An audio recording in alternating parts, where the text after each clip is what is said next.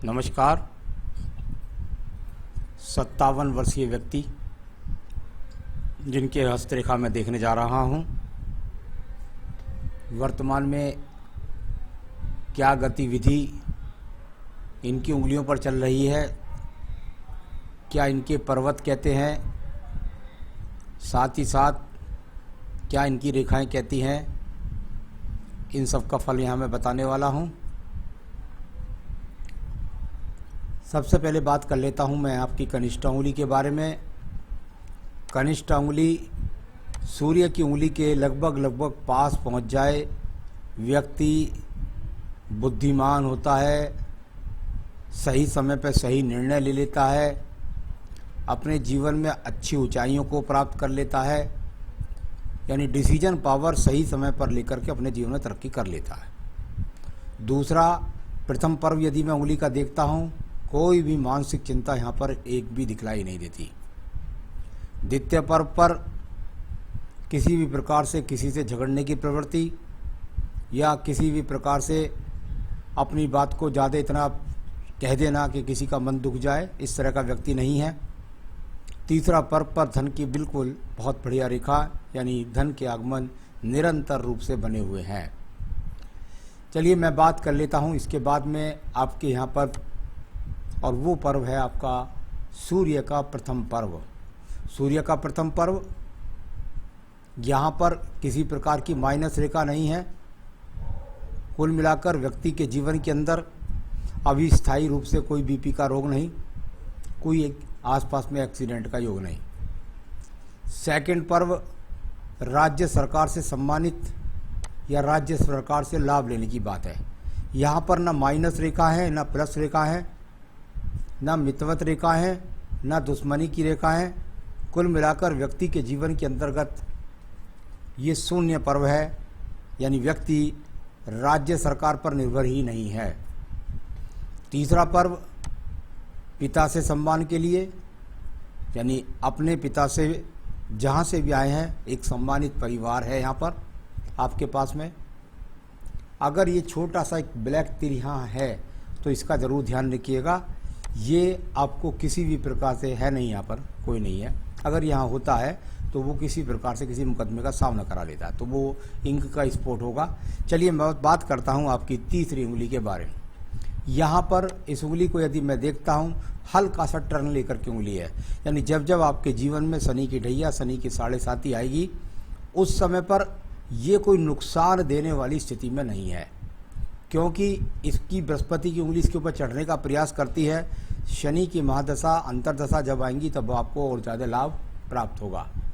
Second पर्व, यहाँ पर बहुत अच्छे धन संग्रह की स्थिति है, यानी वर्तमान में आपके पास धन के स्रोत अच्छी तरीके से बने हुए हैं, उन्हें साजकर उनको संभाल करके चलिए। तीसरा पर्व, यहाँ जाना जाता है परिवार से संबंधित सहयोग के लिए। अपने परिवार के लिए सही स्वरूप काम कर रहे हैं। एक रेखा जब यहाँ पर लग जाए तो कभी कभी ऐसे व्यक्तियों पर धन को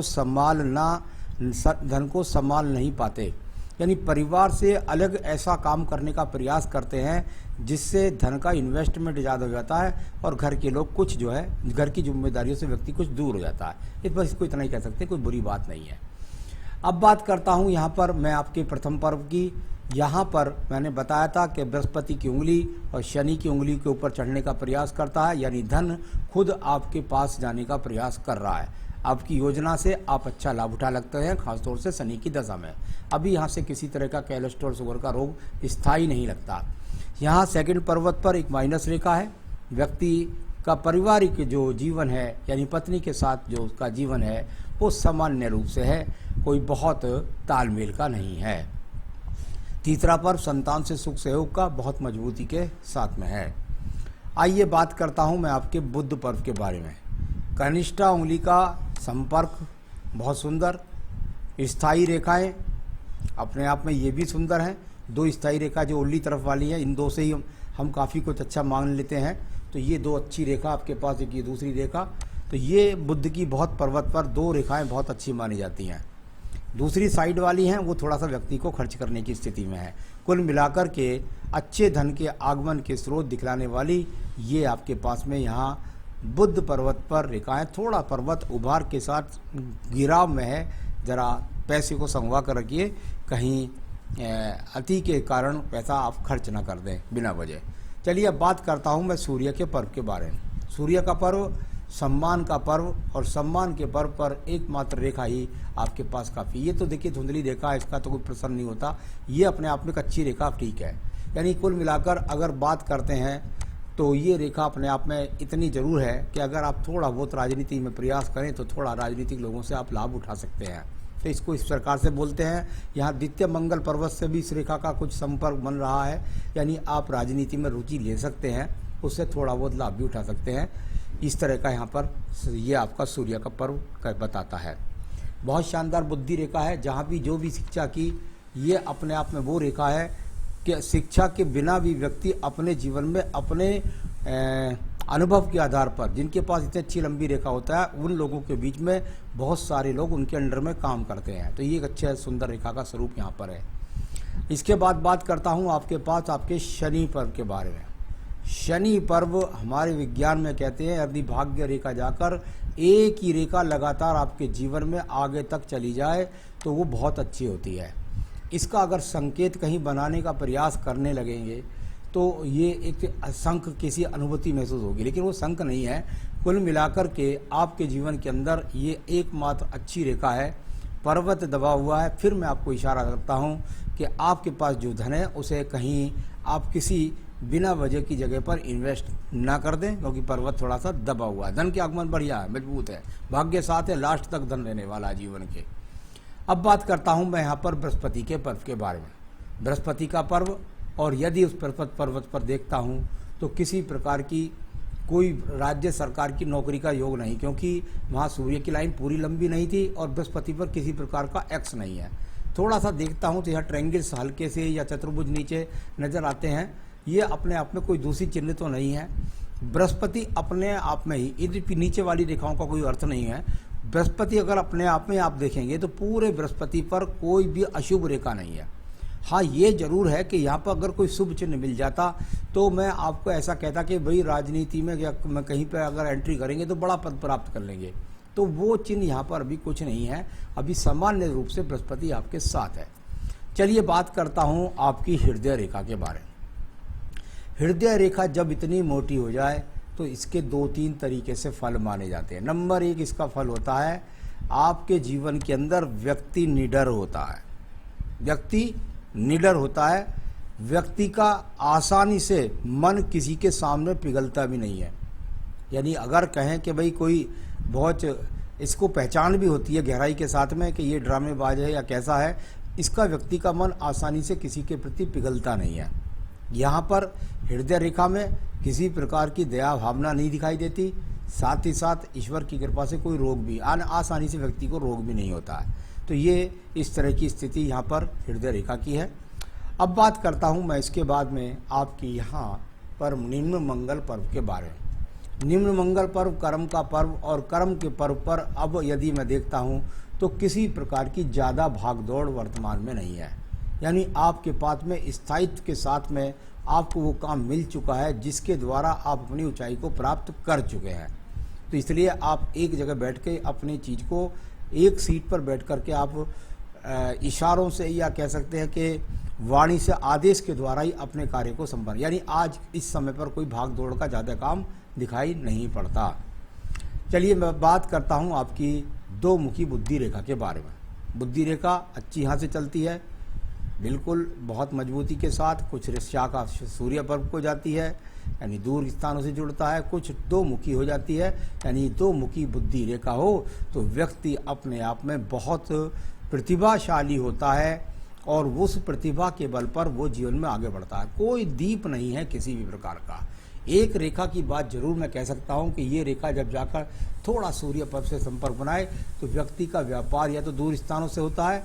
व्यक्ति मन के अंदर बहुत सारी बातों को दबा के रखता है, जीवन के अंत समय तक किसी को नहीं बताता, ऐसा भी देखने में आता है। साथ ही साथ पत्नी के साथ थोड़ा सा तालमेल में कमी भी मानी जाती है। अब बात करते हैं आपके द्वितीय मंगल पर्वत के बारे में। द्वितीय मंगल पर्वत झगड़े, झंझट, कोर्ट कचहरी, मुकदमे ये छोटी मोटी कोई विवाद चलते रहते होंगे, वो बहुत बड़े स्तर के दिखलाई नहीं पड़ते, लेकिन छोटे मोटे अवश्य चलते रहते होंगे, इसमें कोई भी शक नहीं है। बात करते हैं आपके निचले चंद्र पर्वत के बारे में।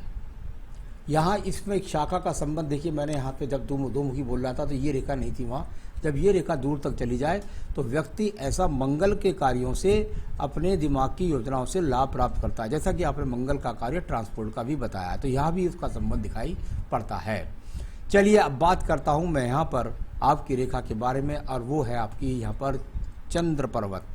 चंद्र पर्वत यदि मैं देखता हूँ तो यहाँ से तो मेहनती की रेखा निकली, एक ये रेखा, और एक यहाँ पर इस तरीके से ये आगे बढ़ने वाली रेखा ये आपके पास है। थोड़ा सा निचले चंद्र पर्वत से जब रेखाएं ज़्यादा निकलने का प्रयास करें तो गलत खान पान से व्यक्ति को बचना चाहिए, यानी कुछ ना कुछ व्यक्ति शौकीन होता है।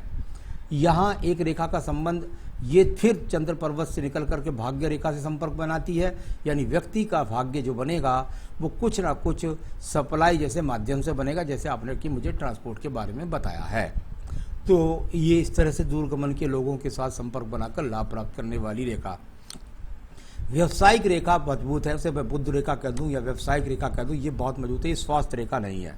कुल मिलाकर आपको किसी दूसरे व्यापार में जाने का प्रयास नहीं करना चाहिए। ये बहुत मजबूत रेखा आपके पास है, जिसमें से दो शाखाएं कहीं नहीं निकलती, यानी दूसरे व्यापार का लाभ कहीं दिखाई नहीं देता।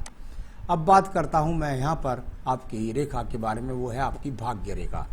भाग्य रेखा एक रूपता से एक सी चलती हुई लगातार आपके जीवन में चली गई, यानी कुल मिलाकर के यदि इसका कहीं से संपर्क है तो थोड़ा बहुत पीछे से भी आता है, यानी ऐसा भी संभव है कि कुछ परिवार से भी संभावित या पुराना व्यवसाय भी आपके जीवन में हो सकता है, क्योंकि एक भाग्य रेखा के साथ ये दूसरी सपोर्टिंग रेखा भी यहाँ पर लगी हुई है। इसमें आपने अपने जीवन में जो ज़्यादा ऊंचाई प्राप्त की है, मैं समझता हूँ पिछले लगभग 12 साल से आपने ज़्यादा उन्नति को प्राप्त किया, ये रेखा जहाँ जिस जगह से निकलती है।